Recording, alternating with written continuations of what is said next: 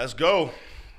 Welcome to the Kingdom City podcast. My name is Josh Olivero, founding pastor, lead pastor of Kingdom City Church. And I am here with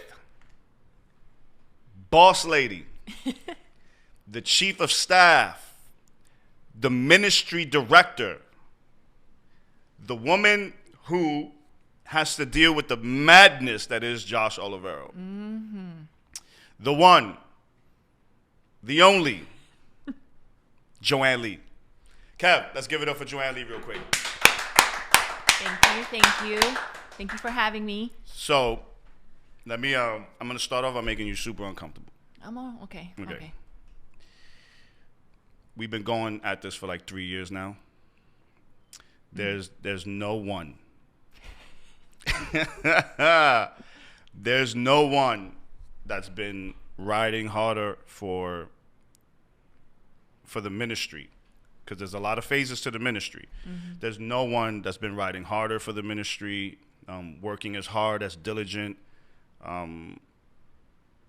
as faithful, as relentless as you. Thank you. We've been through, and we're going to get into a lot of this stuff. We've been through some really difficult moments. Mm-hmm. We've had our shares of ups and downs. Mm-hmm. Our share of shares of up and downs. Ups and downs. All right. Fix that later. Okay. We've been through, I think it's safe to say, in the past 3 years, we've been through more ministry transitions than most people have in like 10 years, their first 10 years. Mm-hmm. You went from being by my side to being my co-laborer, which is a dope transition. I can count on 3 fingers the number of people I trust as much as I trust you. Love you bunches. Grateful for you. You've been one of the huge blessings in my life, not just in ministry, but even personally. Mm-hmm. And I wanted to say all of that because I'm going to expose you on this podcast. Because a lot of people think you're a lot holier than what you actually are. Oh, and they view me as the ratchet ex-criminal gangbanger. But we're going to get to that. There's no but. There's no but. You are ratchet. Super excited to have you. I know a lot of people were wondering who the next guest was going to be. We threw out a little tidbit about you. We threw up on our stories, hey, guess who the next podcast guest is going to be? And the information we put out, the hint that we threw out there was this person was in prison, a state prison, at the age of 4 years old. Okay?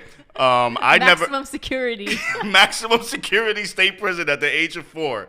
That's impressive, because I was 12 before I was in handcuffs. You were in a state prison doing hard time. So let's start there. Here's what we're going to do. We're going to let the church and everyone watching get to know you a little bit. So we'll go through a few things, and then we'll talk about Kingdom City and some of the things that's going on there, right? So Let's start with Baby Lee. Let's start with Baby J. Lee. Joan Lee. Oh, gosh. Okay. What were you doing in prison at 4 years old? What's that about? So my mom is a pastor. Mm-hmm. She has been doing prison ministry ever since I was a little girl. So I want to say 4, because that's the memory that I have. I should have probably consulted with her, but I was like 4 years old. Mm-hmm. So she was a volunteer to drive families to visit the inmates. Okay. That's how she first started as a Christian. So she's just taking families to go visit their loved ones. She was just a driver. Got it.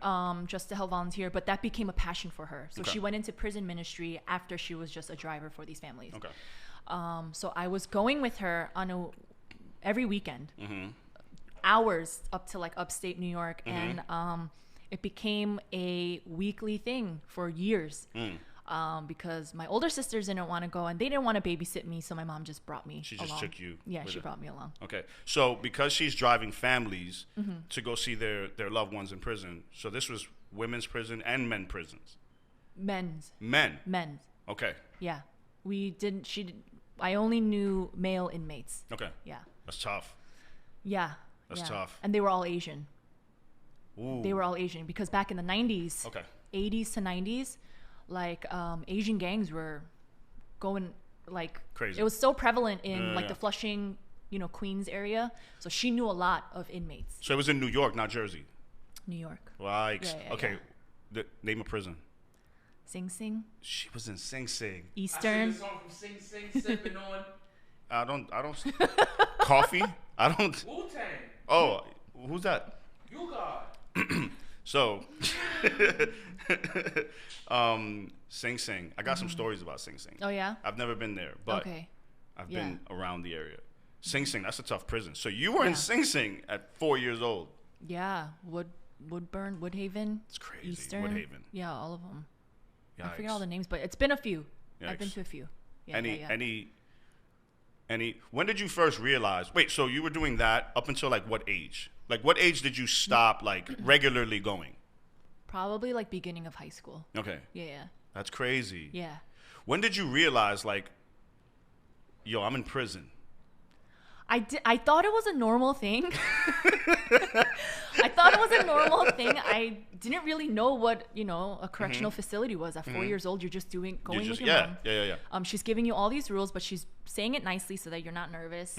I didn't find out till later on that she also brought me because when she was meeting these inmates for the first time, I was breaking the ice because I was a little girl and softening their hearts a little bit. Okay. So she kind of used that as her ministry tool as well. Okay.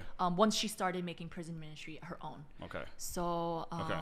So she transitioned from just transporting families to then what?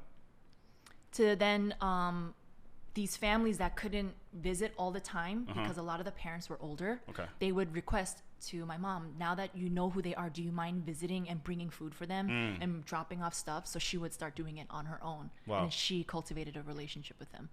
Wow. Yeah. So she was like the older, they started to call her Nuna, which is older sister. Okay. In Korean. Nuna. Yeah, Nuna. I should know this. Yeah, you should. You should definitely know this. We'll get into that later. Wow. So your mom went from just driving families to actually interacting with inmates. That's crazy. So your mom's she's a pretty tough woman. She's pretty gangster, yeah. She's a G. She's gangster. She's a G. Yeah. Okay. So obviously that means you grew up in a Christian home. The church was a regular thing for you. I did. VBS. Yes, Youth group. VBS. Yes, I remember that, yeah. Youth VBS. retreats, the whole thing. Okay. What was that like in your home, like growing up in a Christian home? I'm unfamiliar with that. Because my mom was so fervent for the Lord, it was a little difficult for us. Because at one point, she's so in love with God that she kind of neglected family. My sisters and I joke saying that it's a miracle that my dad didn't divorce her. My dad is perfect, by the way. He is. I don't have daddy issues. I have mommy issues. You're laughing because you know it's true. I don't have daddy. My dad is the best man ever. So he was very patient. I met him. He's a nice guy. Yeah, very Great guy. understanding. Took care of us when my mom was doing her thing for the ministry. But yeah, we grew up in a Christian household. My sisters are, they have a relationship with God. All of us are pretty active in that sense with, church and serving. That's dope. Yeah, that's dope yeah. because you're still in church. Sisters are still in church. I met your sister. She pulled up at KCC for what was it? Thanksgiving. Yeah. It was a little weird seeing you guys together because we're like twins. You look like twins, and the mannerisms are the same. They laugh the same way. It's a little creepy, to be honest with you. We're very similar. We're very similar. Nah, she was very cool though. I actually, what was funny was like I would joke with her sister, and she would believe everything I said. She's very gullible. And then I was just like, I'm only joking. She's like, oh, I don't know. You're a pastor, so I'm just going to believe. I was like, those rules do not apply. She would say that. My sister would say that. She did say that. So your mom is a gangster. She's doing prison ministry. She's transporting families, which is really dope. And then she takes on the responsibility to go in the place of family members and loved ones and cultivates these relationships. She brings you with her. Any fun stories about hey, here's a question I've never asked before. Did you ever get in trouble in prison, Joanne? I told him this story already, but I never told anyone actually. But So my love for like handbags started clearly at an early age, at like 4 years old. You know, we don't know what, I didn't know what security was, right? You know, those things that beep when you walk past the metal detectors. The metal detectors. Yeah. The metal detectors. So I would always have like a little purse with my little dress and stockings when I was like visiting these prisons. My mom wanted me to look really nice, you know, and wanted me to look presentable. But they don't let you bring anything in. So in the prisons, my mom would always have her little locker. She'd have to put everything away. The only thing they would let her bring is a Bible. And even the Bible, they check every page to make sure you have nothing in there. I couldn't bring anything in, my toys, my bags, nothing I could bring in. Well, one of the weekends, I was like, I am determined to bring this bag in, okay? So I'm wearing this poofy little dress and I have stockings on. So I went to the bathroom, I put the bag, I lifted my dress and I stuffed it in my stocking and I covered it with my dress. So I'm like, oh, this is great. They're never going to catch me. I go through the metal detector and the alarms just start going off. And I have no idea why the alarms are going off. And then I just see one of the security guards bring my mom over. My mom had told me later on that he said, your daughter has something under her dress. She's going to need to remove it, but they're laughing. And my mom's laughing. And I had no idea why they're laughing. So my mom took me aside and said, they caught you with the bag in your dress. You're going to jail. And then I started wailing. I was like, oh my God, Mom, I'm never going to see it. They're going to take me to jail. I'm so sorry. I went to the security guards at 4 years old and I was literally begging them. And then they were just laughing and my mom was laughing. I was crying. I never did anything illegal after that. So you went to prison and then broke the law in prison. Yeah, and they caught me. Yeah. I was a minor though, so they didn't arrest me. Yeah. You're a bigger gangster than I'll ever be, fam. And we just started. We're 5 minutes into this. So you grew up in a Christian home. Your mom's a pastor. She's doing prison ministry. Your dad's an amazing guy. Gentle giant, by the way. He's like 6'7", 240. Like, dude's huge. But super, super great guy. I met him. He's awesome. So you were pretty much a perfect kid growing up. You were well behaved. Did you say yeah? You know you can't lie on camera, right? I was a good girl. Yeah, I was a good girl. Wow. Sure. Wow. You grew up in church, you're doing VBS, you're doing youth group.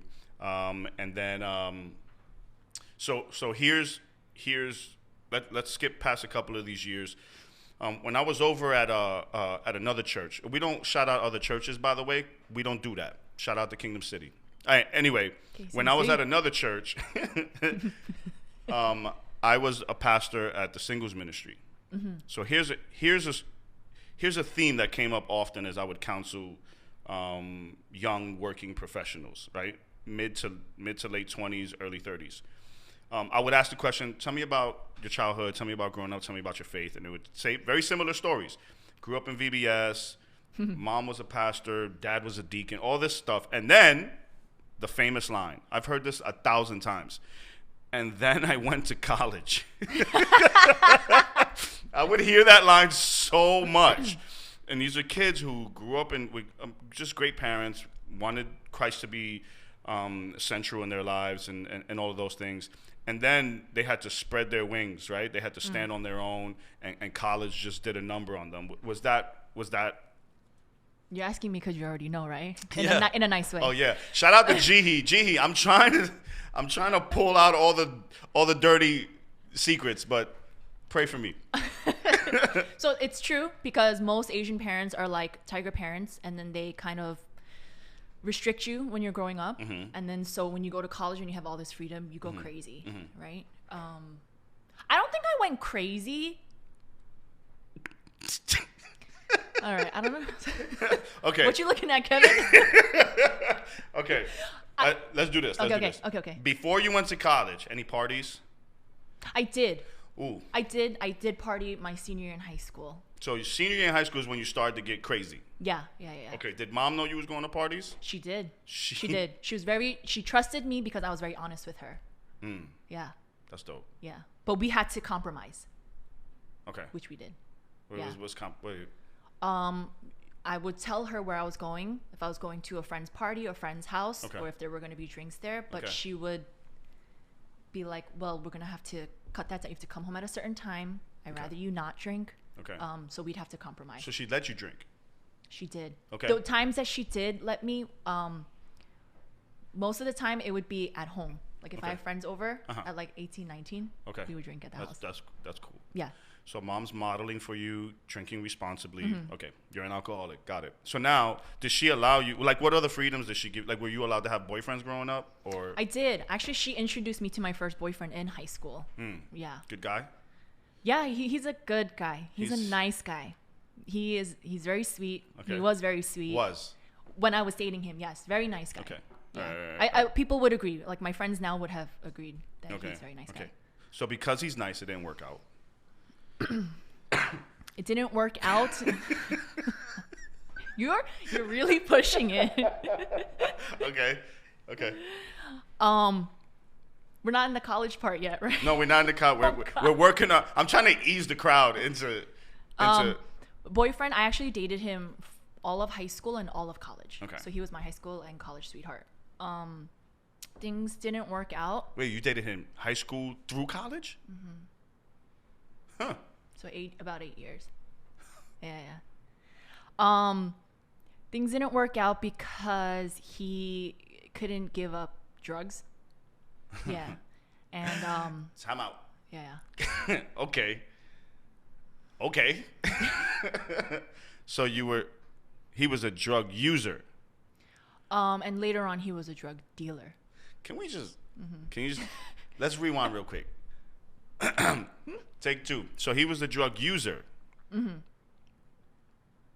I didn't know that during high school. Okay. I had only What kind of drugs? the usual pot. I think it is shrooms. And then and shrooms. Yeah, here and there. I haven't heard that Stuck to natural. word since like Natural. the Eminem album. And then he became a drug dealer. Yeah. So just to recap, you were in prison at 4 years old, and you dated a drug dealer. Got it. Okay. Joanne Lee. That's so everyone. extra. That's so extra. Am I lying? By your own admission. Okay, your mom's a gangster. She takes you to prison. You're in prison at 4, and now you're dating a drug dealer. You know what I don't think I did know was how long that relationship lasted. Yeah. That's a long time. 8 years. Yeah. Our high school relationship was mostly in the church. Okay. I only saw him like on the weekends at church. At church. Or church functions. Okay. And then college, because I went away to college and he stayed local. And he wasn't like a major dealer. He was dealing regularly for income. Okay. How any traumatic events like with yeah. So traumatic experiences with him doing all of that, because those are 2 different lives you're living. Yes, that's very true. So I was not okay with him dealing. But you can't really control much. Right. At that stage, Right. we were only in college. There was one point where he got arrested by undercover cops, and They raided his house. Yeah. Were you there? I happened to be there with his mom. So undercover cops came raiding the house, and we were freaking out, and they started interrogating me. Hold on a second. Yeah. Hold on. Take me there. You're at his house. You're in his house. You're chatting. The Bible's open. That's not. You gotta put the Bible in there. All right. So what? So you're in his. Like, explain the scene. This is crazy. You're welcome, by the way. Oh God! I was waiting at his house because we were supposed to have lunch. I was supposed to have lunch with him and his family, but he's like, I gotta make a quick stop. I didn't know what that lingo meant Red flag. I did not know what that lingo really meant. What I did know in college was he said that he was selling to his friends. Okay. I didn't know he left that circle. Okay. So when he said, I'm going to make a stop, I figured, but I didn't know. You're in college at this point. Okay. I'm in college. Okay. Or going to college. I am going to college. Rutgers. Yeah. We'll get to Rutgers in a minute, but go ahead. Anyways, yeah, so I'm waiting for him, and then the cops show up. Because he's, like, not coming. So I'm like, okay, what's taking him so long? The cops, 2 undercover cops come to the house. You are where? Waiting at the door. Of his house? I'm at his house. Yeah, okay. Waiting for him because he's taking so long. Okay. They come up, and then they're like, is so-and-so's parents here? Whatever. And then his mom comes and he goes, yeah. He goes, they looked at each other, the undercover cops, because they didn't know how to say it to his mom, who already looks like she's older and already was like, whatever we tell her is going to devastate her. And then they said, your son was arrested for selling drugs to a cop, a narc. He sold to a narc. Jeez Louise. Yeah. How'd you take it? I freaked out. I really think I have like PTSD till this day. So like stuff like that kind of gets me nervous. Anything when I find out, like if I'm dating someone, I have to know that they're not doing drugs or they're not like smoking pot or whatever. I just can't handle that. So that kind of followed through. I mean, we still dated afterwards, and he had a time where he stopped. But towards the end of our relationship, I think he realized that he couldn't quit. Okay. So let me ask you a quick question. You prefaced this whole story by going, he was a nice guy, and at the end of the day, all my friends agree he was a great guy. What's that look for? He does drugs, sells them. House was raided. Yeah. Didn't have the best judgment. Character was a sincere. He got along with a lot of people. He was a very sincere guy. Very thoughtful of other people, and like in that sense, like I could not comprehend that he would choose that route. Like I think it surprised me because we were together for so long. He knew my standards, he knew my morals. We kind of shared the same morals. So the fact that he deviated that way was like, oh, there's something that's missing in his life that I cannot place into his heart, and it's nothing that I can do. But yeah. I agree. Drug dealers are great people. They can be really great people. Stand-up guys. I think so. I think I would agree. Even pastors. They could grow up to be pastors one day. I think that's also true. Okay, so it ended very quickly. Why did it end? Because of that. Okay. He was never going to give that up. I didn't need that in my life. Okay. Yeah. Okay, good. So now that's over, and now you're in college. Rutgers. Well. Okay. Yeah. What am I missing? No. I didn't break up with him until towards the end of college, because there was a point where he gave it up, but then he went back to it. Okay. So he did give it up for a couple years. Okay. Then went back to it. But anyways. But that ended. Yes. Now you're in Rutgers. Yes. Right? Stereotypical Asian student, straight A's. You're the National Honor Society, medals, statues being erected in your honor. No? He's making fun of me, Kevin. A little bit. He's making fun of me. How was your first few years of college? I didn't want to go to Rutgers because I really didn't want to be in that Korean community. Yo, so many Asian kids are like, I don't want to go to Rutgers. I didn't want to go to Rutgers because of like the whole Korean community, and I'm like, oh, I don't want to be stuck in that. And then you get immersed in it, right? I only attended Rutgers for a year. That's year. it? Yeah, 1 year. Because Rutgers is a 4-year school. Rutgers is a 4-year school. They only wanted to keep me for 1 year. Oh, that's so sad. Rutgers only kept me for a year, and then I transferred out. That's a cute way of saying you got kicked out of college. It's really great. That's a great. I would have never thought to remix it that way. No one's gonna come to our church now. No one's gonna come to Kingdom City. I am a changed woman. God loves me. So, typical college story. You went to college, partying, hanging out, enjoying a little bit more freedom than you were used to. Yes. Yeah. That's such a nice way of putting it. Yes. Yes. No, because that is that real talk. We're joking now, and obviously you've grown into be an exceptional, decent, tax-paying citizen, law-abiding citizen. Thank you. But that's a typical story, especially for kids who grow up like in strict homes. I would imagine a Christian home. Yes. You go away to college, and then you get more freedom than you know what to do with, and you just kind of mismanage that, and so you exactly. Yeah. Exactly. So, what happens 1 year after Rutgers? I get my life together. I applied to Bergen Community School. And I'm like, all right, I got to make up. I literally think, I didn't even bring over even half my credits over. I like just failed everything. I didn't go to class. Yikes. I just drank. So anyways. Tea or like yeah. Like, yeah. All right. So I transferred to Bergen, and I'm like, need to get my life in order. So I racked up on all the sciences because I'm like, I am going to be in the healthcare field. I want to do medical. From right? as From far the back start. as you can remember. Yeah. It's the only thing you've ever wanted to be, or the only field. Yes, that was the Okay. only field I ever wanted to be. Okay. Okay. Go into. Okay, good. So I racked up all my credits. I racked up like maybe more than necessary. Okay. And then I transferred out to Pace University in New York City Okay. for my last 2 years. Okay. And even there, I racked everything up so that I could graduate within the 4 years that I was supposed So you're to. trying to make up for lost time? Yes. Okay.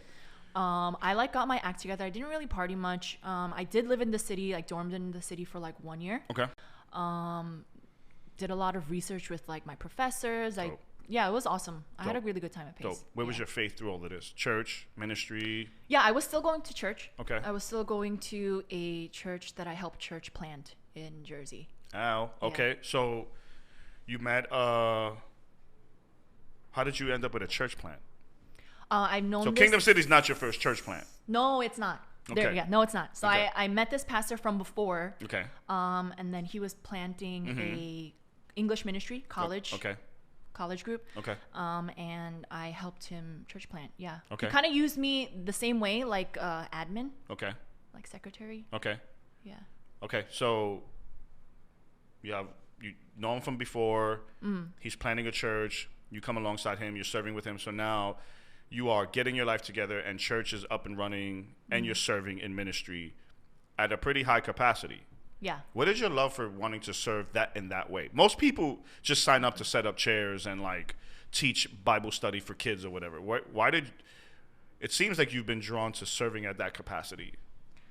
So ever since I was in youth group, my mom always put me in places at church or I don't know, extracurricular activities where I'm not afraid of publicly speaking or I'm good at like delegating or taking leadership roles. Okay. She always wanted me to do that. You're bossy. Got it. I ain't bossy. I'm the boss.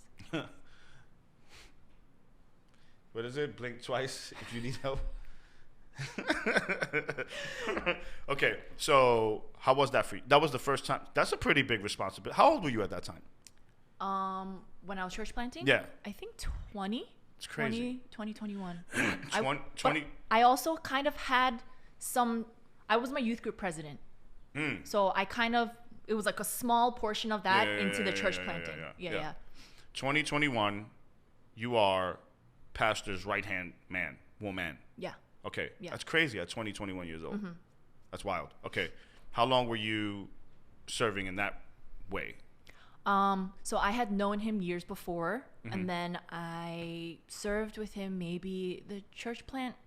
It didn't last long, maybe like 2-3 years. Okay. 2-3 years. Yeah, Yeah. seems about the average. Most church plants fail within the first 5 years. Yeah. All right, so it didn't work out.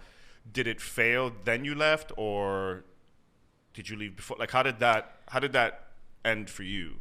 I think it was coming to an end. Okay. But there was one incident that kind of like made it obvious that it was to an end. Once I had left, then the church fell apart. Okay. Yeah.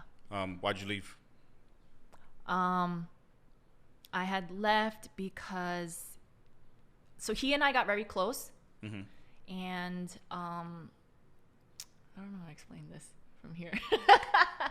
He and I got very close, but then there was an unfortunate incident that it just wouldn't work anymore, especially as a personal relationship and a working relationship. Is it fair to say there was a bit of inappropriate behavior that had taken place? Yeah, you could say that. On your part or his part? On his part. Okay, got it. We don't need to say anything more about that. So you are getting your life together. You are serving in a church at a pretty high capacity with someone you've known for a long time. And all of a sudden there's this event that happens that causes you to leave. How did that affect you in the immediate? how did that, or did it affect you right after? It did. I was very surprised. It caught me off guard. You know when things like that kind of catch you off guard, you wonder like, is it my fault? Was it my fault? Did I do something wrong? Did I insinuate something? It makes you wonder. Wow. So it was devastating, but because I was still so faithful to God, it didn't drive me away from faith. It just drew me away from His church. And serving, I would imagine. Yeah, serving became iffy. Yeah. Serving became iffy because, yeah, most churches are led by males too. So it's kind of like, it makes me, you just got to be mindful. And with you kind of questioning yourself, second guessing yourself, right? Or trying to see if maybe you brought on some of that. You're trying to be mindful of how you move forward. I'm being cautious. Being very cautious. cautious. Being very cautious. So it was unfortunate.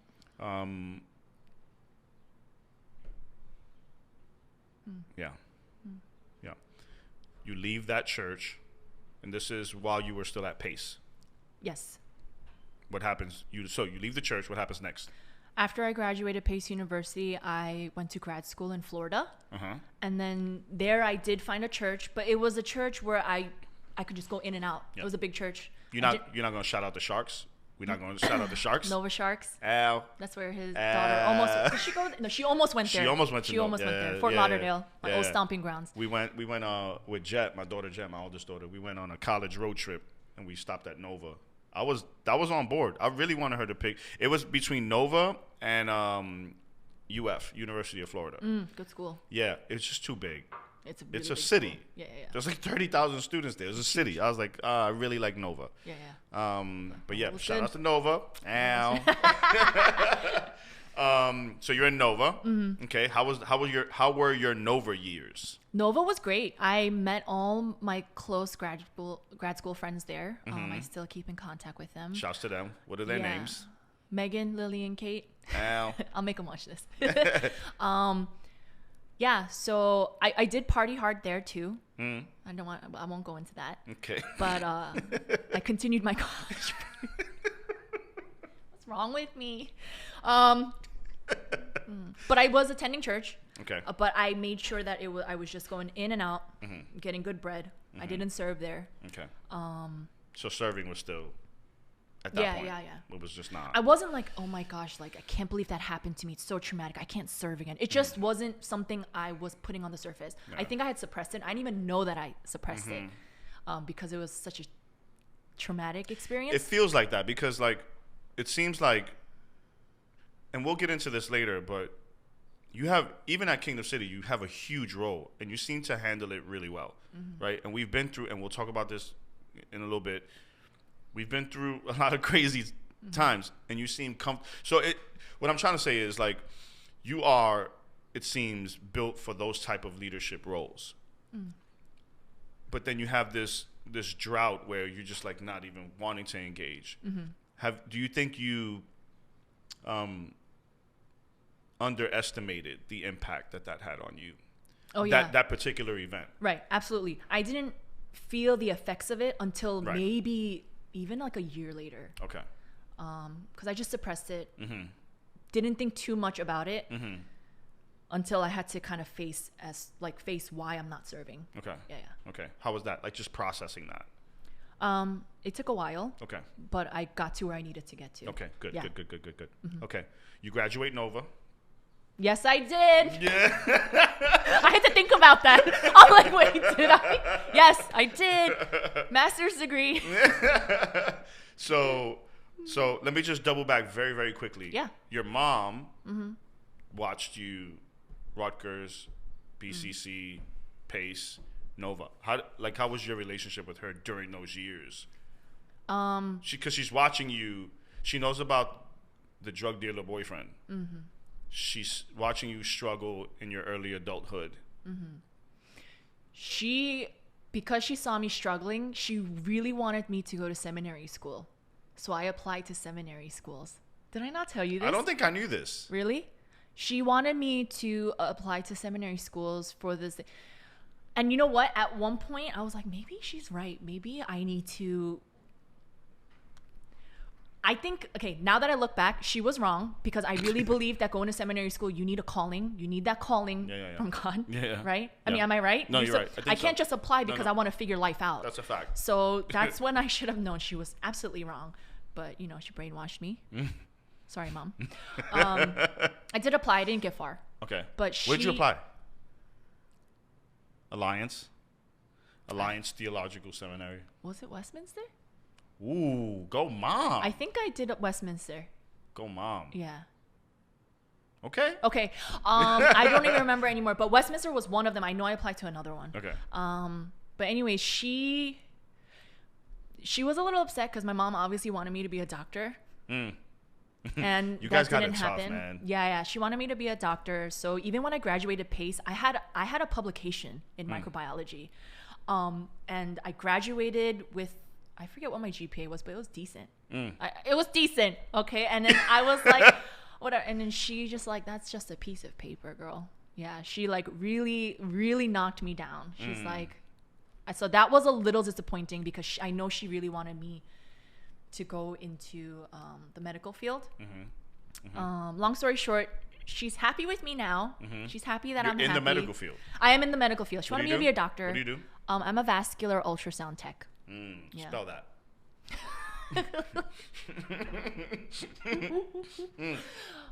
You're doing very well for yourself.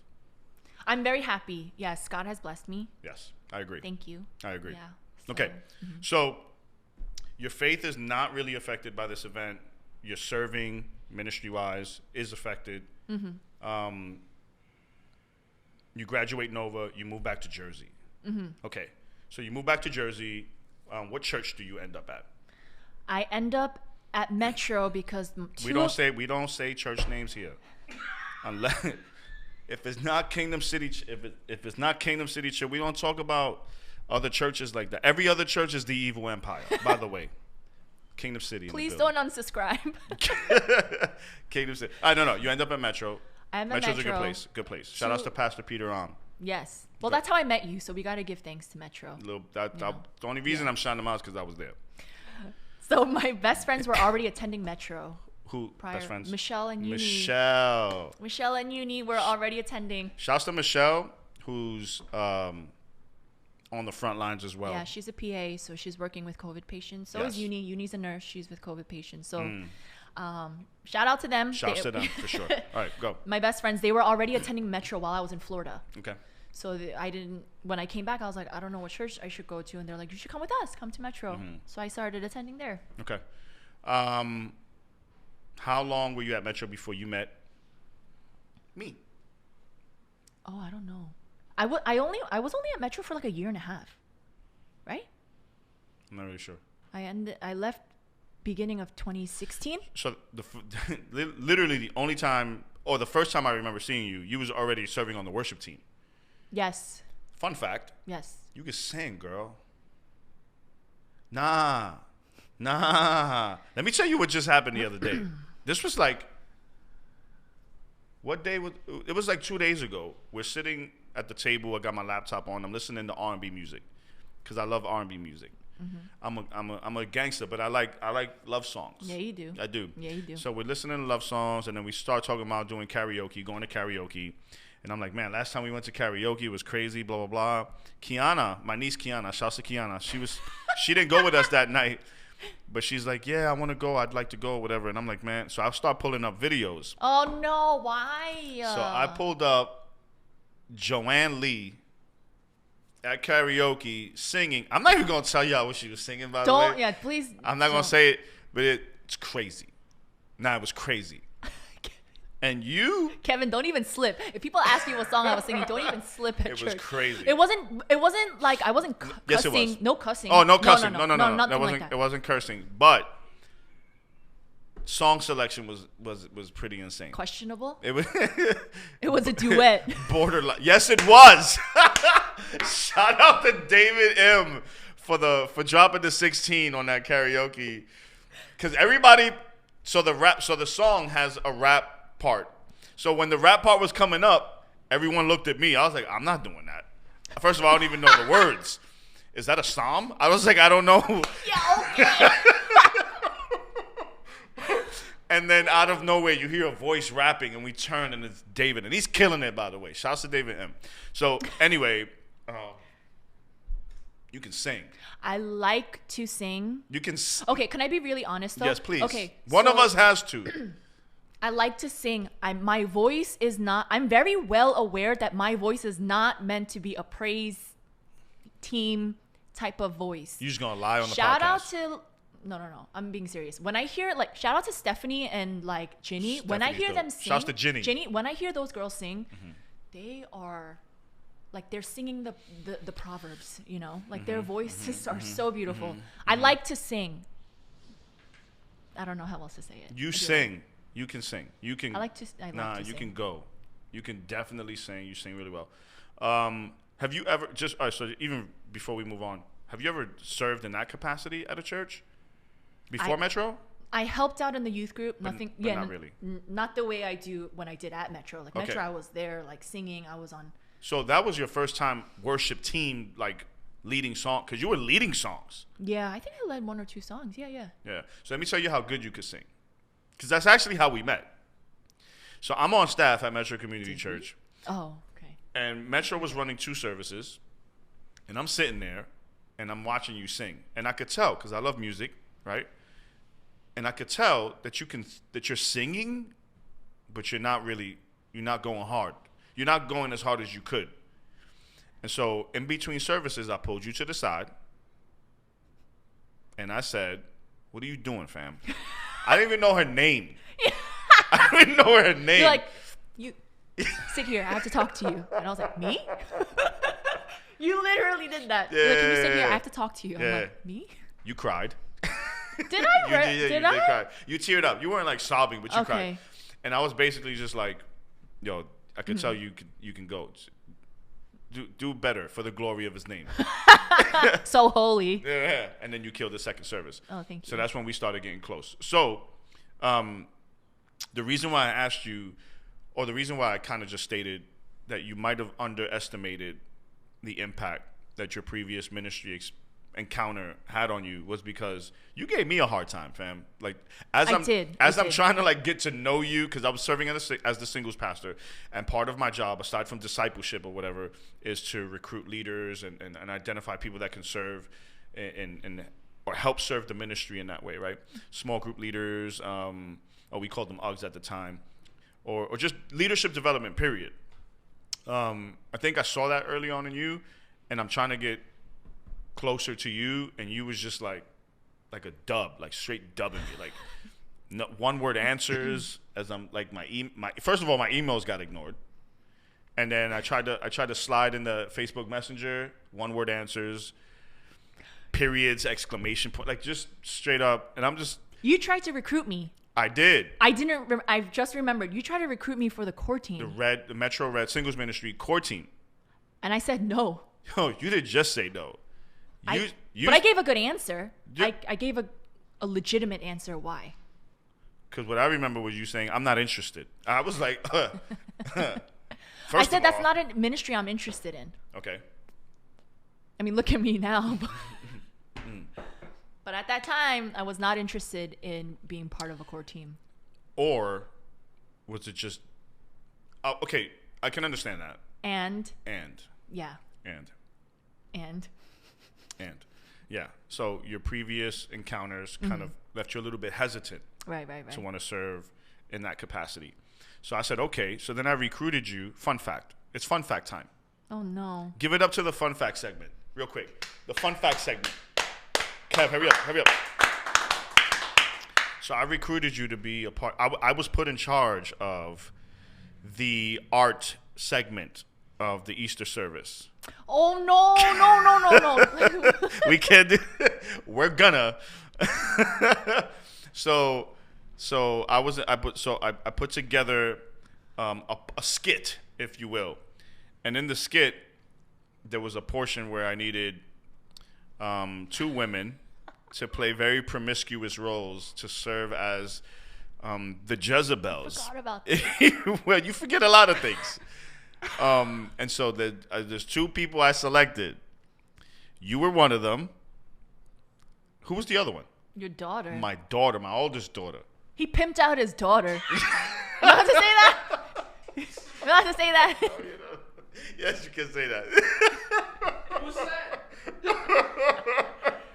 I didn't know what the role really entails. So he's like, oh, it's just going to be you and my daughter up there. I'm like, okay. Oh, the pastor's daughter. What do you need us to do?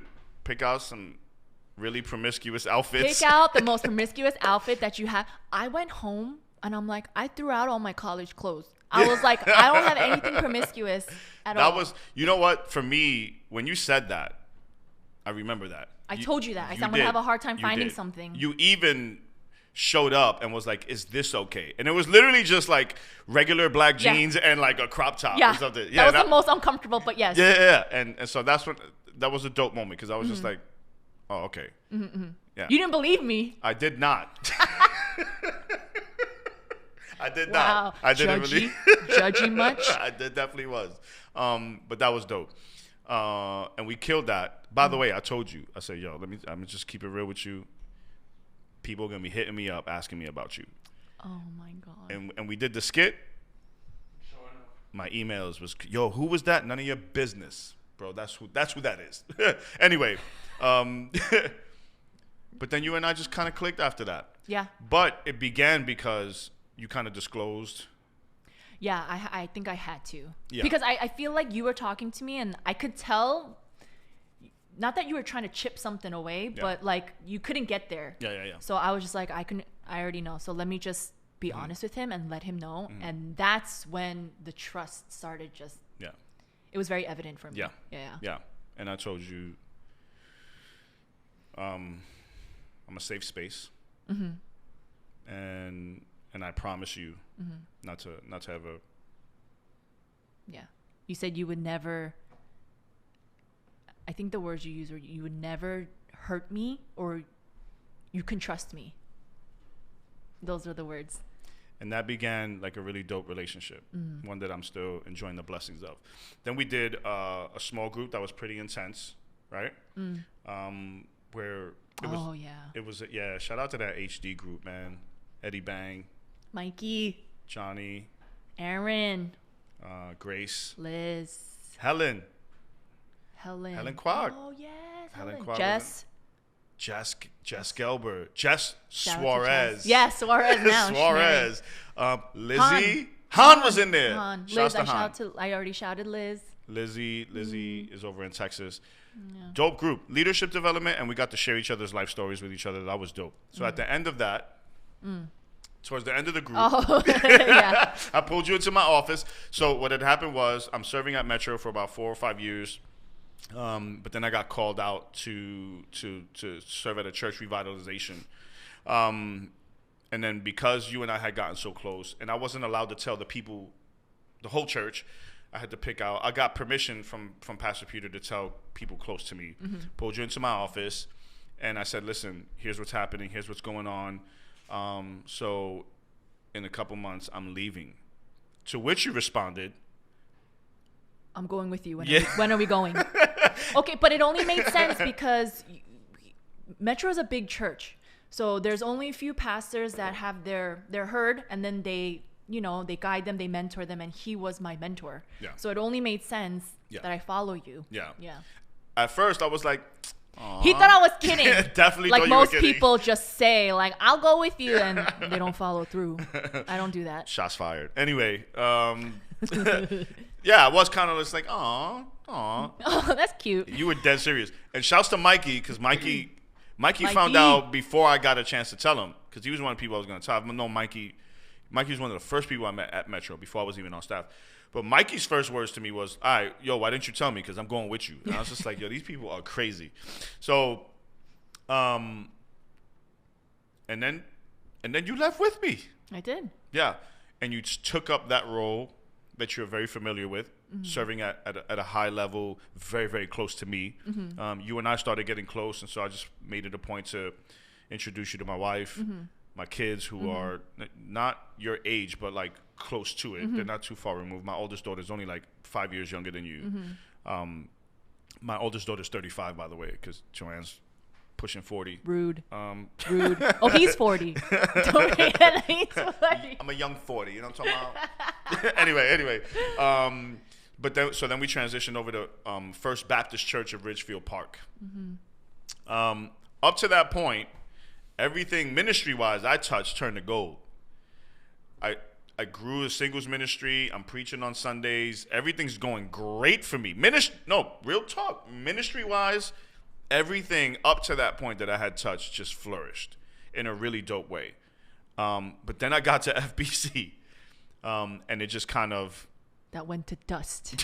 went to dust. Gold went to dust. My ego was shattered. My everything was crazy. What was your experience like at First Baptist Church? Oh, I'm not gonna park there for too long, but Okay. yeah, go. It was exciting. It was a new experience. I was very, very hopeful, faithful that his ministry would thrive. There were a lot of obstacles that we weren't ready for.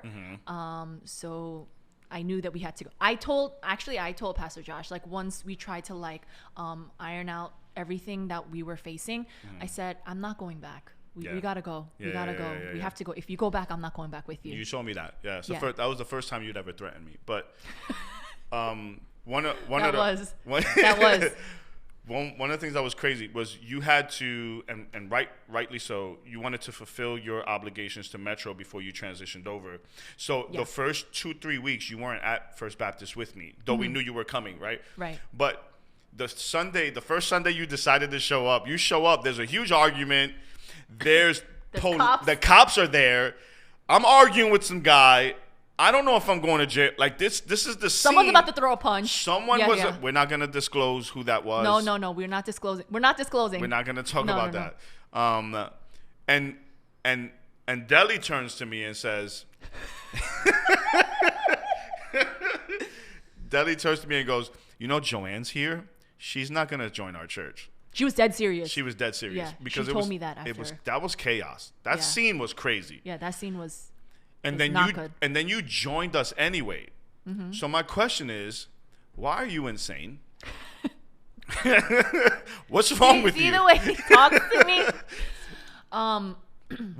Seeing that, why did you still decide to? I wasn't gonna let just that situation affect the vision I already knew that you had. Okay.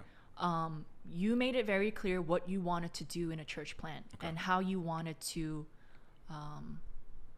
nurture your church. That obstacle in that instance wasn't going to determine anything. Okay.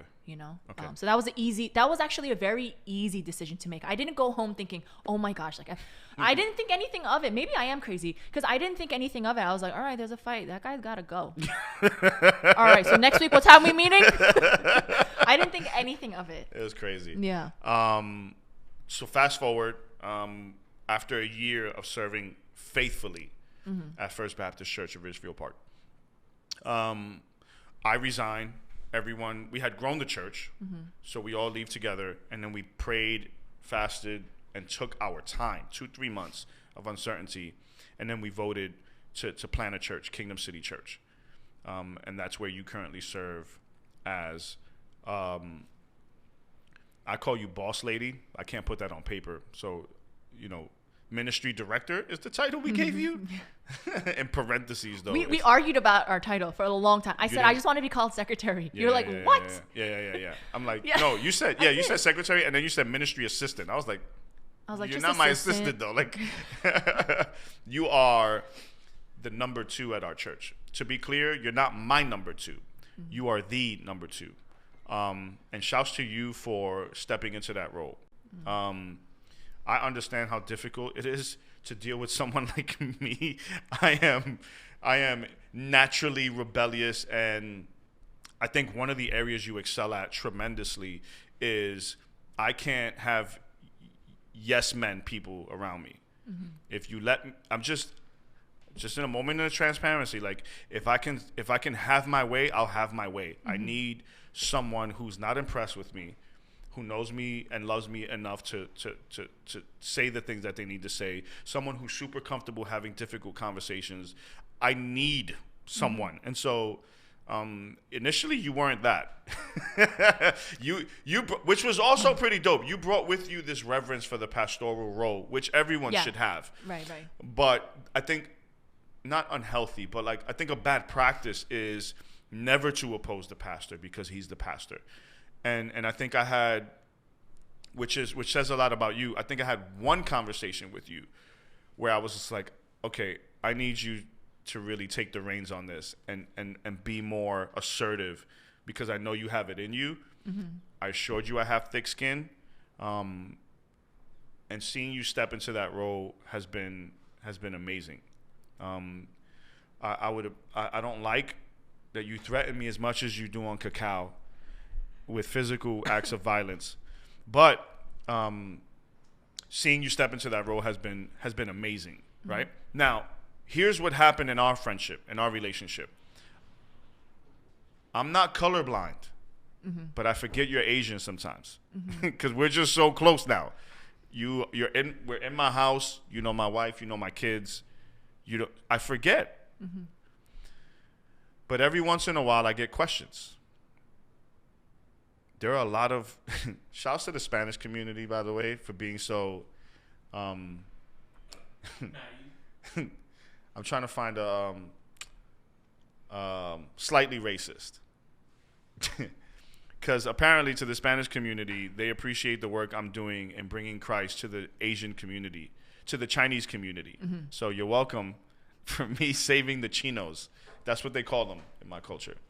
But real talk, every once in a while, I get emails and text messages, even at, shout out to City to City program I'm doing with Tim Keller and those good people over there, on how we've created such a diverse community. Because not only is our community diverse, but it's, I don't even know, uncommon, rare, super unique, that there's a Puerto Rican pastor with the past and background that I have, that is serving in Bergen County, a very affluent county in Jersey, with a congregation that's predominantly Asian. So we probably, if everyone that calls Kingdom City Church their home attends on a Sunday, we probably up around 70. I'd say a good 50 of those, maybe more, are Asian. So let's start with you. I think you knew that I was Spanish. Right? Is that fair to say? Oh, I knew. Okay. Yeah. I could hear you. Were there any moments of hesitation, or was there ever a moment where you just said, wait, okay, so he's not Korean and I'm still going to follow him? No, not at all, actually. Growing up in a Korean church, for Korean Christians, it's very common for the people to take the personality of the pastor and follow that. Okay. And they just, his way is kind of the way. Okay. And then you, I don't want to say idolize them, but that's how you go. Yeah. It was refreshing to see that you weren't expecting that. Yeah. You had a clear vision, and I never actually even thought the race thing. So you never even, that didn't factor in at all? That's not something that came up? Nothing. Okay. How about your mom? When you told her that you were going to be following the Puerto Rican Tupac, basically. She asked, she said, oh, he's not Korean. I said, no. She goes, let me hear some of his sermons. My mom is a critic. Okay. Pretty much, if she was just like, honestly, if she was just like, no, he's false teaching. Yeah. I don't know if I would have followed right away, because this was years ago, and I was still kind of following her guidance. Yeah. And me and you weren't close enough for me to just follow. I was still at Metro when she asked you for that. Yeah. Yeah. So she heard your sermon series. I think it was on Luke.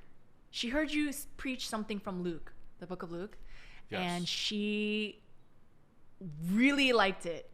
She was like very biblical. I think that's like a lot of the things that people see when they hear you. It's very gospel driven. Comes straight from the Bible. Not throwing shade, but like it's not like you're preaching from a Christian book. So it's from the Bible, and that is very important for me. Shots fired. Very important for my upbringing. Like that's all I knew. You just preach from the gospel.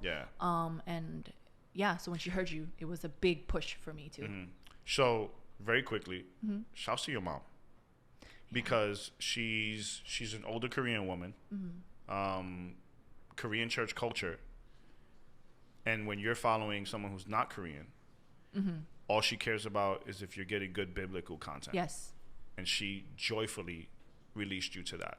That's rare. Gave me her blessing. That's rare. She rarely gives blessings, but that's another podcast. Yeah, that's a different. That's the Mommy Issues podcast. But shouts to her. And even when I met her, treated me very well, treated me very kind. That's just rare. It's just rare. So shouts to your mom for that. So I thought it was cool that, okay, so I'm a Spanish pastor in Bergen County, and then my right-hand woman is a young Korean girl. And so young Korean girl. Relatively young Korean girl. And and then the church starts to grow. And little to no Puerto Ricans show up. Little to no black people show up.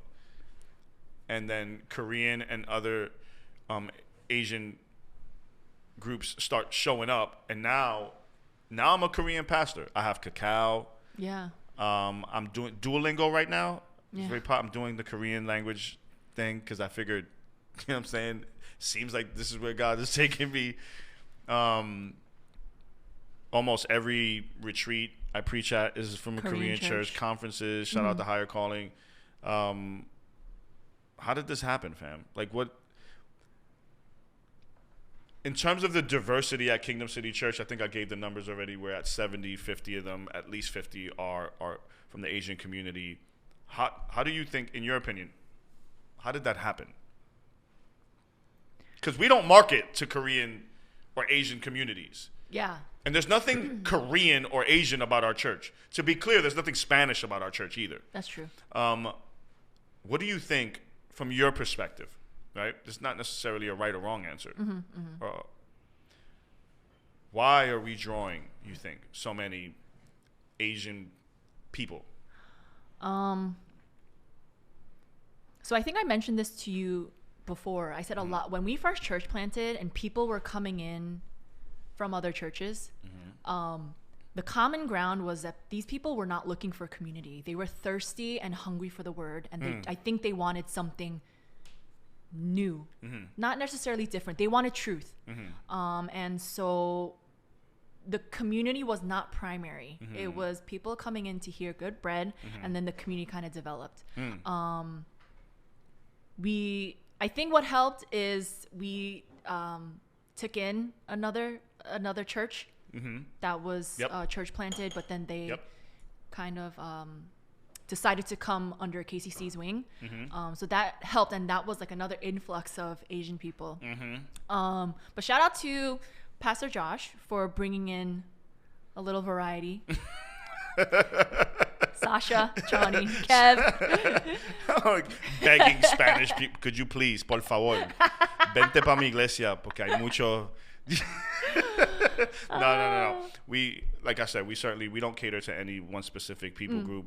You're not gonna find a Spanish culture at our church, Asian culture at our church. We cater to coffee drinkers. Yeah, we have good coffee at church. And good bread. Yeah, good bread. So, coming from a Korean church culture, what do you think someone like you who's grown up in a Korean church culture coming to Kingdom City, what do you think some of the challenges are going to be for them? What's different about Kingdom City and what someone like you would be used to? I think first we had to get used to your preaching style. What's different about that?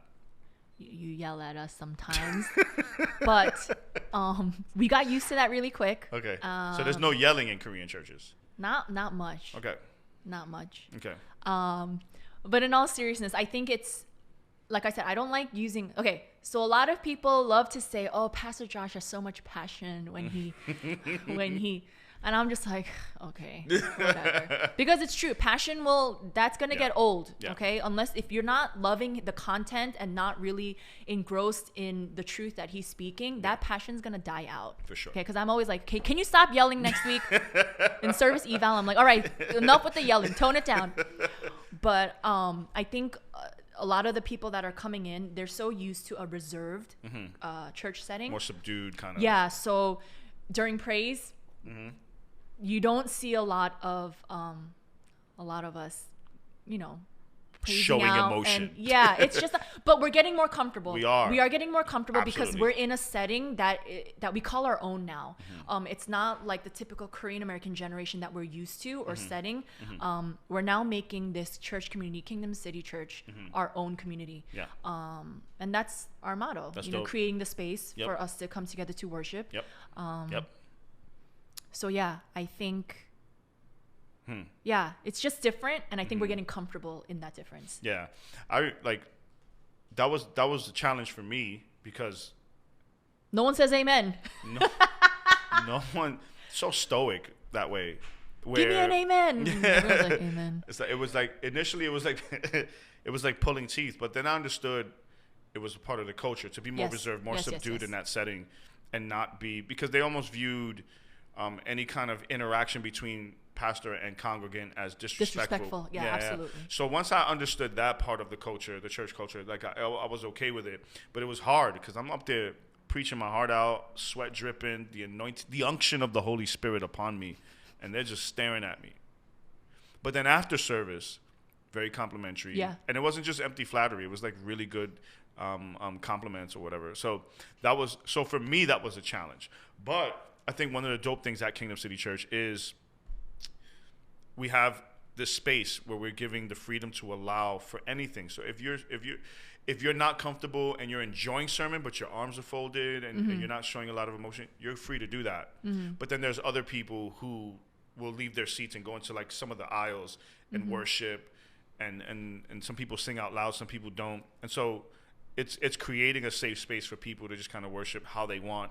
Because I'm pretty sure, and I'm not saying it's just pretty sure, but I've seen folks from the Asian community start to kind of break out of that and enjoy the less reserved space. Yeah. And now they're absolutely. singing out loud now, which has been great. And so I feel like we're both learning from each other in that way. Yeah. Where the subdued nature of the Asian church is rooted in reverence, and I think that's impacted Kingdom City a lot as well.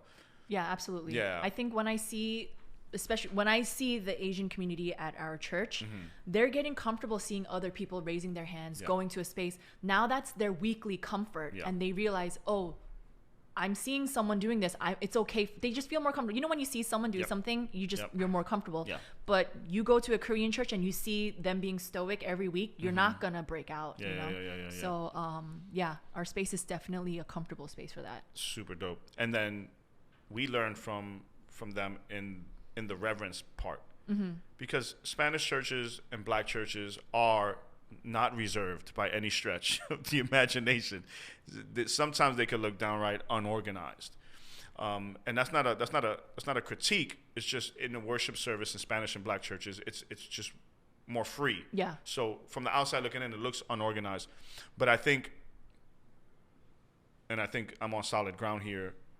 There's a lack of reverence for the church service, where you walk in there and the pastor could be preaching and someone just starts speaking in tongues. Like that lack of reverence that exists in other churches. For me, it was super helpful because I've always had problems. Before becoming a Christian, I was only exposed to Spanish and Black churches. And so all I saw was the unorganized nature of it and the random speaking in tongues and all of this. And being a part of Asian church cultures and communities helped me to appreciate, or instilled in me rather, I think I'm on solid ground saying that as well, instilled in me a reverence for church. Right. The Sunday service, where it's like, come as you are, but respect the house of the Lord. We're going to turn this place into a sanctuary for the next 2 hours, respect the space. And so I appreciated that part of it. And that reservation might not leave either. Like, there's certain aspects where they might be open and other aspects that might never change. Like, there's one thing that won't change about me. I will never call him his name, his normal, Fam, ever. That's like one fun fact. She's never called me Josh. Just Josh. The lowest she'll go is boss. She's never called me. She'll threaten to punch me. She's thrown tables at me on cacao. I get really violent in real life. Very, very violent. When we went to a restaurant once, it was like a bar restaurant. Yeah. Literally, I was calling you in a crowded bar restaurant.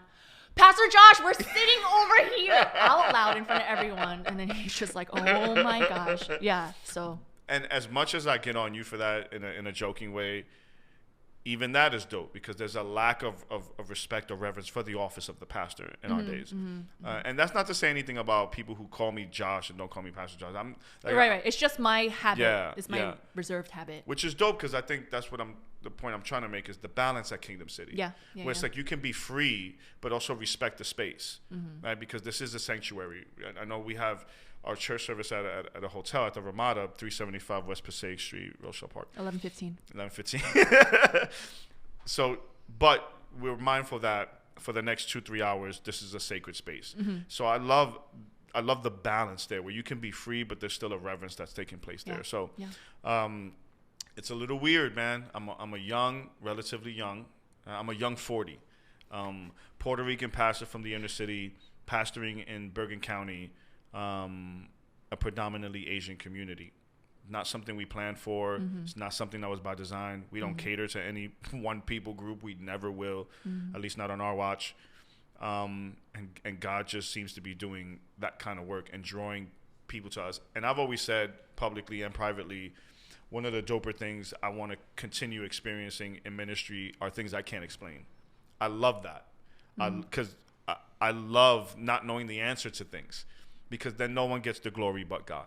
You know what I mean? And so I just love, I'm not even kidding. And you know this to a certain extent. I get emails and text messages all the time. How'd you do that? I'm just like, I don't even know. I yell at them for like 50 minutes. I preached at a Korean church at a retreat. And there was this older Korean woman in the back. And so it was a young adult, it was a youth ministry or something, I don't know. But someone's mom came, and she was in the back. And I promise you, this is a true story. I look up, and I see her, and she's like this. She's like covering her ears. Like, because you're too loud.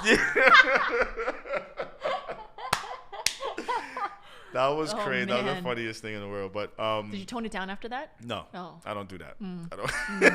But she didn't leave. Okay, sorry. So it was good bread. It was just too loud. She could have just left, but instead she decided to tough it out. So that was cool. That was cool. Kingdom City is now approaching the 2-year mark. Yes. 2 years in. Yes. God has been doing great things.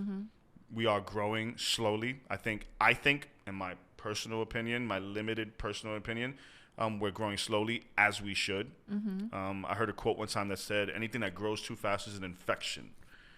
So I'm grateful that we're growing at the pace that we're growing. A lot of good people at our place. As the number two, what's your hope for the future of Kingdom City? Like, if you can create our future 5 years from now, what's the type of church that we look like? I definitely want us to strive for the diversity, the community that we're building, because more Spanish people. More, some color, please. I mean, we genuinely like each other. We do. It was a rough start. I'm not gonna lie, because we're not used to this type of setting. Right. But we're genuinely making the effort to get to know one another. I know that's gonna take some time too, but the fact that we're still here. Yeah. That says something, and we have the heart for that. Yeah. Personally, my hope for the church is to have leaders that can uphold this church without having to rely on Pastor Josh. That would be beautiful. Yes. A lot of female leaders too, you know. It's the women who get the things done. So that would be great. But I think that would be awesome to have the leaders really nurture the church. Yeah. And let you focus on the sermon. Yeah. You know. Yeah. Love that. Love that. Yeah. Certainly, obviously, a place for female leadership at our church. That's not an issue. Because I'm Puerto Rican, my church is diverse. Because I'm not Korean, so I'm not complaining. I have a diverse church, but it's dope to see, like you mentioned, even in the diversity, there's just a lot of great people there, and I appreciate that. I like that thing that you pointed out, because it's hard for, and I want to try to say this the right way. I understand, because this is really a compliment or shouts to the church and the people that we have. I understand my personality can be a little loud, and I'll stand out more, and I can fall into that, oh, it's Pastor Josh's church. But the people that are coming now to Kingdom City also have loud personalities, which I think is dope, because I'm starting to no longer be the face of Kingdom City Church. And I absolutely love that. That now people like Kev, people like Sasha, Alice, Chris, you, Mikey, like, we're sharing the same kind of airtime, if you will. And I just absolutely love that, because that's another thing that's happening way too early in our church, in a good way, where these things aren't supposed to develop until year 4 or 5 or 6 or 7, where the lead pastor is not the face of it anymore. And I just love it, man. I think we're spoiled in that way as a church, because we just have a lot of things going for us that aren't supposed to be statistically true. We're not even 2 years in, and we are already self-sustainable as a church. We already have a lot of great people. Yes, we have people that can carry the church in my absence. Year 2, I've gone on 2 vacations already, where I completely disconnect. Dub everybody, by the way. And I come back, and I don't have to worry about a coup. I don't have to worry about the church not running the way it should. And so I'm just like super grateful for that. Super grateful for you. Shout out to Mikey too. He helps me. No, Mikey's come on. Yeah. He's the muscle. He helps me. Mikey's the muscle. Yeah. We'll have him on here soon enough. Yeah. Thank you for sharing your hopes for the future. We are just going to close out by doing some Kingdom City shout outs. Oh, shout outs. Kingdom City shout outs. I want you to totally pick the people that you are in this season particularly fond of, while simultaneously disrespecting the people you don't mention. This guy. Kingdom City shoutouts. Let me segue into it. Or actually, you provided the perfect segue. God has brought a lot of amazing people, and I know we're kind of supposed to be saying that our church is amazing, but God has brought some legit people to our church. People that I love interacting with, people that I love sharing time with over text, phone calls. They come over, we kick it, we hang out. For you personally, in this season, who are some of your favorite people at Kingdom City Church? Shout out to Sasha. Sasha Valdez. She gave me a shout out first last time, and I really was thinking about her. She is one person I've genuinely cultivated a relationship with. What is it about Sasha? I love how honest and loving. She has so much love to give. You know, she has a genuine love to give. If you need something, she will really just go out of her way to do it for you, get it for you, do you a favor. And shout out to her for she's doing the shopping for our donations for the COVID relief. So she's offering her time. She's offering her safety as well. So shout out to Sasha. I love her. I talk to her regularly. Yeah. She's dope. So she's awesome. She's dope. Quick Sasha fun fact.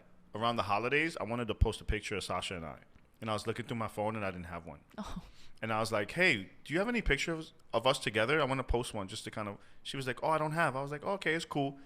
10 minutes later, she shows up at my door. Let's take a picture. I was like, are you insane? Like, what's wrong with you? I love her. Okay, Sasha Valdez. Yes. Oh, I keep going? No, you gotta a couple more. Give me like 3 more. 3 more. Eunice. Shouts to I love you, Eunice. Eunice she's special. Mikey's boo. Mikey. Mikey's better half. No. Yeah. Okay, yeah, I'll stop there. I love her. Very encouraging. She's one of the people that I go to when I just like need to talk about stuff. And she's such a safe space. She's a very safe space. And Shouts I love to it. Eunice. Yes. And And you got 2 more. Wait, can I give shout out to my boo? There we go. My boo. There we go. Who's David. your boo? David. David M. David M. The most handsome man. He's the prettiest guy at Kingdom City. I'm not gonna lie. The prettiest guy. No, you said the prettiest guy you ever seen. He's Korean. Asian? He's very attractive. I don't know. I'm putting words in your mouth. He's very but attractive. Yes. David's an attractive guy. Hi, David. I told him, can I talk about you? He's like, oh, gosh. This is the only time I'll talk about you. Yo, David is 2 for 2 now. Sasha shouted him out, too. Well, Sasha, she also shouted out Eunice. She did. Oh, yeah, she did. Yeah. David, solid individual. You already know how I feel about him. I know. Solid guy. Solid guy. Love him. Shouts to David for he's on the front lines now in the healthcare profession. He is on the front lines. He's out there with potentially infected children, which is super special, man. And he's in the Bronx. In the BX. Shout out to the Terror Squad. All right. So you got 2 more. I got 2 more. Yeah, because David doesn't count. That's your boo. Yeah. Okay, fine. That's your boo. Sua. Ooh. Shout out to Sua. Ooh. Shout out to Sua. I love you. Solid. I love you. Just as passionate and fiery as I am. Yeah, she's a funny one. She's a funny one. Yeah, she's good people. Yeah, I've known her for a while. Love you. Okay, one more. This is tough because you only have one more. This is crazy. One more. That's it. Kimberly. Ooh. I was talking to Kimberly recently. Oh my gosh, can I tell? Kim, I'm going to tell them. Kimberly. Give it up for Kimberly one time. She missed out on our services 2 weeks in a row because her Facebook wasn't working when it was Facebook Live.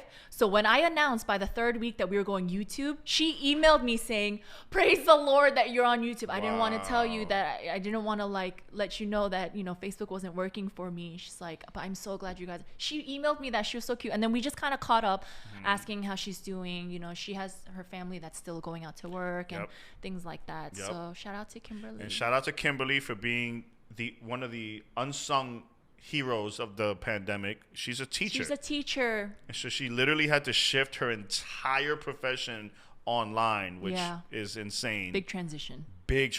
And she's been holding it down. Thank you, Kimberly, for providing comedic relief with your Instagram stories. You are hilarious, Kimberly. She definitely She's a good one. I'm always laughing at her posts or whatever. That's a good lineup. So so who you shouted out? You shouted out Eunice. Sasha. My boo. That doesn't count.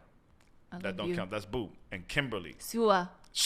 And Sua. I did all the women. No, you did. I did. You did. Except for your boo. Except for my boo. Okay. Who's pretty, so I get. Anyway.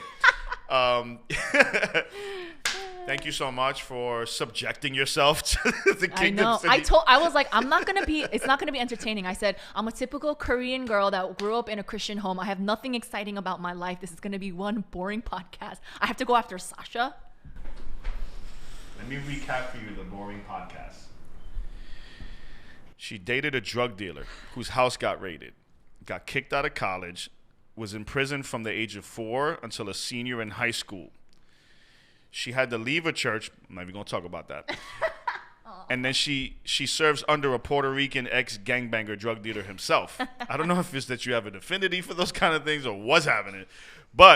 And now we are leading a church plant. Your second church plant, my first church plant. I don't know what's typical about your story. But I'm grateful you're insane. I'm grateful you're out of your mind. If I wasn't crazy, I wouldn't be here. You definitely wouldn't be. Yeah. So thank you for that. Thank you for serving alongside me. Thank you for serving the church the way you do. I love KCC. I can vouch for you publicly. You're super safe space for people. You love the Lord. You love advancing the kingdom of God. We are insanely grateful, blessed rather, to have you. I do not know. Don't even say that. So shouts to God, Father, Son, Holy Spirit. I believe that. Without him, or with God, we live and move and have our being. Got it. Don't email me because I'll ignore it. But without a Joanne Lee, I don't know that we are approaching year 2 in a good space. We're in a really good place in our ministry. I don't know that we get there without you. So thank you so much. I point it back to God. Thank you. Praise God. Praise God. Okay, well, guess what? Praise God for bringing us Joanne Lee. How about that? He always wants to win. Thank you so much for serving us the way you do. Thank you for loving us the way you do. Looking forward to riding out my next 30 years at Kingdom City Church. Unless you stab me in the back and move to Cali as you're planning. But anyway. Wow, we're going to go there. We're going to go there. That's part 2. That's part 2. Oh, no. Thank you so much for taking the time. Of course. Love you. Love you guys. Bye. Bye. If you enjoy the content that you're hearing, make sure you follow us on YouTube at Kingdom City Church, New Jersey. Follow us on Instagram at Kingdom City Church, New Jersey. Follow us on Facebook at Kingdom City Church, New Jersey. Subscribe. You will not get inundated with emails. We don't put 1,000 posts up per day. Just pointing you to some good content and good bread. If you want to donate to the ministry, then you already know Tithely, Kingdom City Church, and Rochelle Park. Blessings. Yes.